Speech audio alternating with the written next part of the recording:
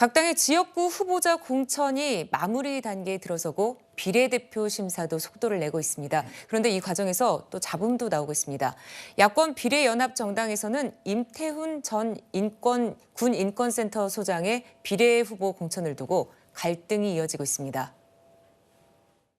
임태훈 후보에 대한 부적격 결정을 철회를 요청하기로 결정하였습니다.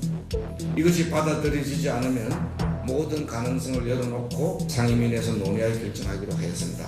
만일에 받아들이지 않으면 약간 상상을 초월하는 수준의 그런 강력한 항의행동도 저희들이 논의하기 시작했다. 20대에게 좀 병역 기피에 대해서는 정서가 상당히 다릅니다. 그걸 기피했다 이런 것에 대해서는 좀 국민적 정서에 맞지 않다고 판단을 했기 때문에. 네, 더불어민주연합은 병역 기피, 더불어민주당은 병역 기피를 이유로 임 전 소장이 부적격하다 이렇게 얘기를 했고 시민사회 측은 양심적 병역 거부라면서 반발을 했습니다.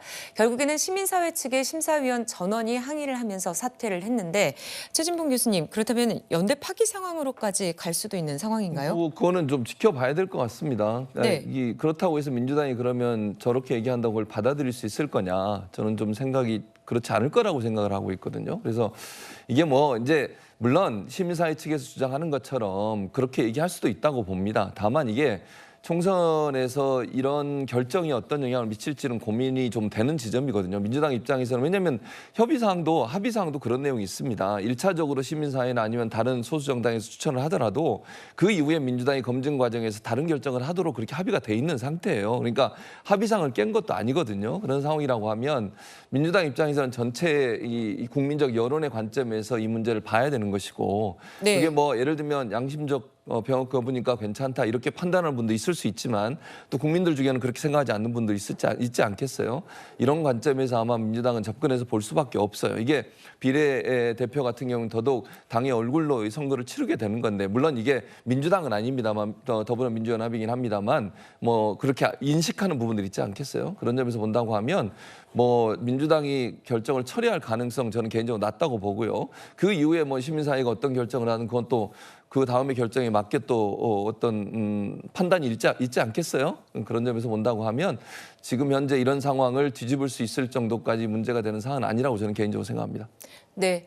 또 시민사회가 반미 논란 속 사퇴한 여성 비례대표 후보 2명을 대체할 인물로 시각장애인인 서미화 전 국가인권위원회 비상임위원과 또 이주희 변호사를 재추천했습니다.